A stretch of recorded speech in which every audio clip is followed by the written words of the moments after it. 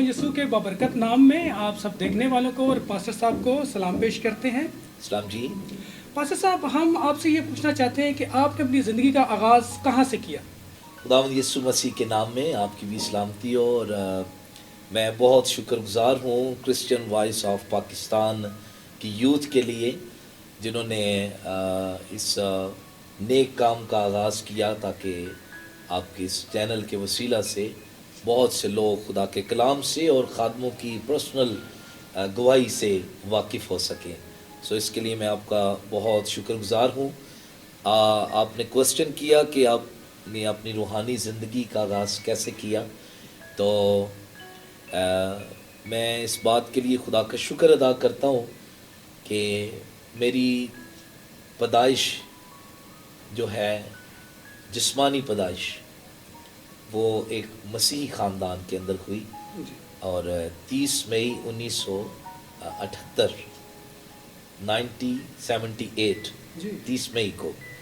और मेरे जो वालिद मोहतरम हैं, वो खुदा के फजल से उन्होंने अपनी खिदमत का आगाज़ 1964 में किया था। तो अब उनकी खिदमत जो है वो 50 साल से ज़्यादा हो गई है। और मेरे लिए ये बड़ी ही खुशाइन बात थी कि खुदा के फजल से मुझे एक मसीही ख़ानदान में आँख खोलने का खुदा ने मौका दिया। और फिर उसी से मेरी परवरिश जो है रूहानी तौर पर हुई। और मेरी अपनी ज़िंदगी का जो टर्निंग पॉइंट था रूहानी ज़िंदगी का, वो 1991 को हुआ।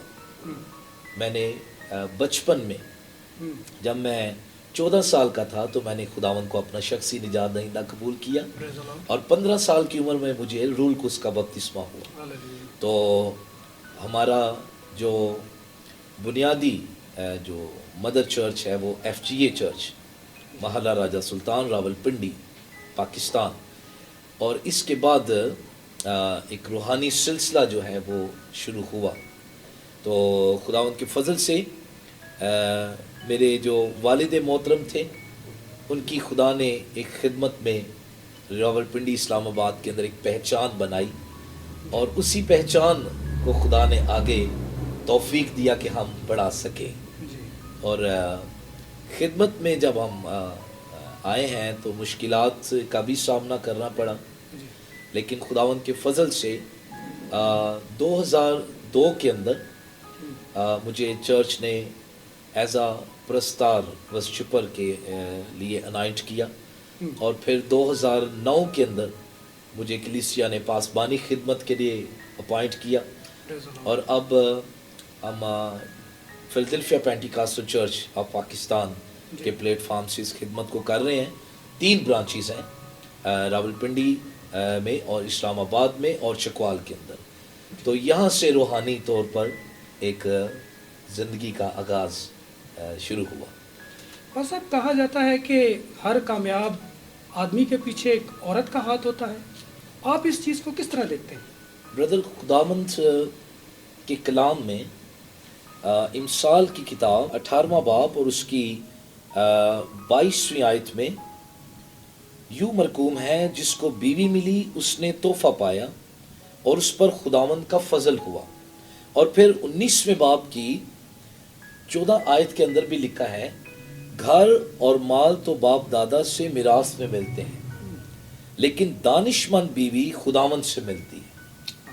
और फिर इमसाल की किताब के 14वें बाब की पहली आयत में भी लिखा है कि दना औरत अपना घर बनाती है।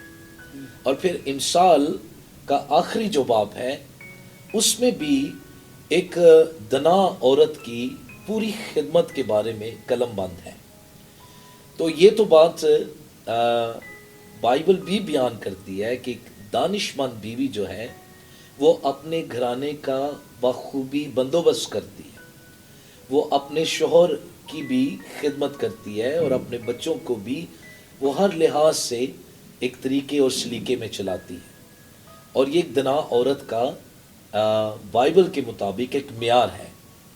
अब क्योंकि ये कहावत भी है और ये दुनियादारी के अंदर इसको बड़ा हाईलाइट किया जाता है कि हर एक कामयाब शख्स के पीछे एक औरत का हाथ है, ठीक है। تو یہاں میں ایک سچائی ضرور بائبل میں سے آپ کے سامنے رکھنا چاہتا ہوں، کیونکہ دنا عورت بھی خدا کی طرف سے ہے، اور یہ ایک مرد کے لیے، ایک شوہر کے لیے، ایک خاندان کے لیے تحفہ ہے، لیکن جہاں تک کامیابی کی بات ہے تو وہ سچائی صرف اور صرف خدا ہی کے لائق ہے۔ تو اس کے لیے کلام میں زبور 75 اور اس کی 6 آیت کے اندر لکھا ہے کہ کیونکہ سرفرازی نہ تو مشرق سے، نہ مغرب سے، اور نہ جنوب سے آتی ہے۔ 7ویں آیت میں لکھا ہے بلکہ خدا ہی عدالت کرنے والا ہے، وہ کسی کو پس کرتا ہے اور کسی کو سرفرازی بخشتا ہے۔ سو ہر کامیاب مرد اور عورت کے پیچھے میں کہوں گا، یا ایک کامیاب معاشرے اور خاندان کے پیچھے خدا ہی کا ہاتھ ہے۔ تو اسی کو ہمیں زیادہ اپروچ کرنے کی اور اپروچ دینے کی ضرورت ہے۔ صاحب بہت سارے لوگ یہ جاننا چاہتے ہیں کہ ایک پاسٹر کا پرستار ہونا ضروری ہے۔ کتاب مقدس میں جب آپ پرستش کی بات کرتے ہیں یا ورشپر کی بات کرتے ہیں تو یہ بہت ہی پیارا ماحول ہے جو بائبل میں ایک ورشپ کے لیے یا ایک ورشپر کے لیے ملتا ہے۔ ورشپ انگلش میں بائبل جو ہے اس میں ورشپ لفظ آیا ہے، اور اردو میں جو لفظ ہے وہ سجدہ ہے، پرستش کے لیے سجدہ لفظ ہے۔ تو یہ صرف کسی گانے بجانے والے کے ساتھ اس ٹائٹل کو فٹ کر دیا گیا ہے کہ یہ ایک پرستار ہے، تو اس غلط فہمی کو ہمیں دور کرنا چاہیے۔ اور یاد رکھیے کہ سجدہ جو ہے، لفظ پرستش جو ہے وہ سجدے کے لیے استعمال ہوتا ہے، اور سجدہ جو ہے وہ ہر ایک کو خدا کو کرنا روا ہے۔ اس میں پاسٹر بھی ہیں، اس میں گانے بجانے والے بھی ہیں، اس میں مرد و عورت ہر ایک شخص کے لیے حکم ہے کہ وہ صرف اور صرف اپنے خداوند ہی کو سجدہ کرے۔ اور جہاں سے لفظ پرستار نکلا ہے یا جہاں وہ یوز کیا گیا ہے تو وہاں یہ قطعاً تاثر نہیں دیا گیا کہ ایک جو پرستار ہے وہ کوئی گانے بجانے والا ہے یا کوئی وہ مخصوص کوئی اور الگ سا ایک گروپ ہے، نو، بلکہ وہ پرستار جو ہے اس کا تعلق خداوند کی پرستش کے ساتھ ہے، اور پرستش کا تعلق جو ہے وہ سجدے کے ساتھ ہے، روح اور سچائی کے ساتھ۔ یس، لیکن روح اور سچائی کا ایک الگ سا نقطہ بن جاتا ہے۔ فرسٹ آف آل آپ کا جو کوسچن ہے کہ کیا ایک پرستار ایک پاسٹر ہو سکتا ہے، تو اس میں جواب یہ ہے بائبل سے کہ ہر وہ شخص جو زندہ خدا پر ایمان رکھتا ہے، اس کے بیٹے یسوع پر ایمان رکھتا ہے، روح القدس کی بنیادی تعلیم پر ایمان رکھتا ہے، ان سب کو خدا کا پرستار ہونا ضرور ہے۔ اس میں یہ کیٹیگری نہیں ہے کہ وہ گاتا ہے تو پھر وہ پرستار ہے۔ پرستش ہر ایک شخص کے اندر سے خدا کے سامنے ایک رویے کا نام ہے، تو وہ رویہ جو ہے ہر ایک انسان سے خدا لینا چاہتا ہے۔ اوکے، تو اس لیے گانا بجانا جو ہے یہ پرستش کے اس میں کھاتے میں ڈال دینا، یہ زیادہ اسی میں ڈال دیا گیا ہے، ایسا نہیں ہے۔ تو باپ اپنے لیے ایسے پرستار ڈھونڈتا ہے جو روح اور سچائی سے اس کی پرستش کرے، یعنی جب بھی خداوند کے سامنے جھکے تو دکھاوا نہ ہو بلکہ وہ دل کی گہرائیوں سے وہ سجدہ ہونا چاہیے۔ صاحب روحانی زندگی میں اور جسمانی زندگی میں آپ کیا فرق دیکھتے ہیں؟ جسمانی زندگی جو ہے وہ جب اس کو بائبل مقدس میں پرانی انسانیت کے ساتھ جوڑا گیا ہے، تو جب کوئی جسمانی طرز زندگی کو اپنائے ہوئے ہیں تو اسی سے جب کوئی رخ موڑتا ہے اور پرانی انسانیت کو اتارتا ہے، جو گناہ آلودہ فطرت ہوتی ہے اس کو بدلتا ہے، تب اس کا اگلا جو سفر شروع ہوتا ہے وہ روحانی سفر ہوتا ہے. جی تو اس کو نئی انسانیت کے ساتھ جوڑا گیا ہے. سو جسمانی جو زندگی ہے وہ پرانی انسانیت کی طرح ہے اور روحانی زندگی جو ہے وہ نئی انسانیت کی طرح ہے. لیکن اس میں ایک بہت بڑا خطرہ دور حاضرہ میں جو کلیسیاؤں کو اور ہمارے ارد گرد کے ماحول میں ہم دیکھ سکتے ہیں وہ یہ ہے کہ جو شخص جسمانی ہے وہ اپنی عادتوں سے، اپنے مزاج سے، اپنے اخلاق سے اور اپنے کردار سے بتاتا ہے کہ میں جسمانی ہوں. اور روحانی شخص جو ہے وہ اپنے مزاج، کردار اور اپنے قول و فعل سے بتاتا ہے کہ میں روحانی ہوں. لیکن بائبل مقدس ایک اور شخص کی بات کرتی ہے، وہ نفسانی شخص ہے جو جسمانیوں میں جسمانی ہے اور روحانیوں میں روحانی ہے. وہ شخص خطرناک ہے.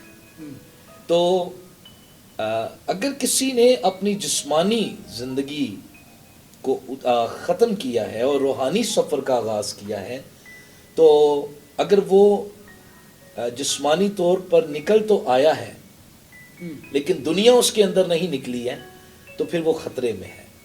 یہ اسی طرح ہے کہ قوم بنی اسرائیل مصر سے تو نکل آئے تھے پر مصر ان کے اندر سے نہیں نکلا تھا. سدوم سے لوط اور اس کا خاندان تو نکل آئے تھے پر سدوم ان کے اندر سے نہیں نکلا تھا. تو یہی فرق جو ہے ہمیں آج بھی واضح طور پر دکھانے کی ضرورت ہے کہ ہم جسمانی ہیں یا پھر روحانی ہیں. تو فرق جو ہے وہ آپ کے ایٹیٹیوڈ سے، آپ کے مزاج سے، آپ کے کردار سے، آپ کے چال چلن سے لوگوں پر ظاہر ہوگا کہ آپ کے اندر کلام کی خوشبو آ رہی ہے، مسیح کی خوشبو آ رہی ہے یا پھر جسمانی دنیاوی چیزوں کی بدبو آ رہی ہے. تو فرق جو ہے وہ یہاں سے شروع ہوتا ہے. جی تو پاسٹر صاحب آپ ہماری یوتھ کو کیا پیغام دینا چاہتے ہیں؟ دور حاضرہ میں جو یوتھ ہے اس کے لیے میرا خاص پیغام یہ ہے کہ سب سے پہلے وہ خدا کی تابع داری کرے اور پھر اپنے والدین کی تابع داری کرے، اور تیسرے نمبر پہ یہ ہے کہ وہ تعلیمی طور پر زیادہ سٹرگل کریں تاکہ وہ اپنی کسی پوزیشن کو ملک پاکستان کے اندر قائم کر سکیں. اور یہ اسی وقت ہوگا جب آپ خدا کے خوف میں چلیں گے، کیونکہ بائبل بیان کرتی ہے کہ لڑکا جو ہے وہ خدا کی نظر میں بھی اور انسان کی نظر میں بھی مقبول ہو. اور اس کے لیے دو بڑی پرسنالٹیز کے لیے کلام میں لکھا گیا ہے. ایک تو یسوع مسیح کے بارے میں لکھا ہے کہ وہ قد و قامت میں بڑھتا گیا، خدا اور انسان کی نظر میں مقبولیت حاصل کرتا گیا. اور پھر یوحنا نبی کے لیے لکھا ہوا ہے کہ وہ بھی لڑکا جو ہے وہ بڑھتا گیا اور خدا اور انسان کی نظر میں مقبول ہوتا گیا. تو سب سے پہلے آپ کو خداوند کے حضور مقبول ہونا ہے. اسی کے ساتھ ہم آپ سے اجازت چاہتے ہیں. دیکھتے رہیے کرسچن وائس آف پاکستان.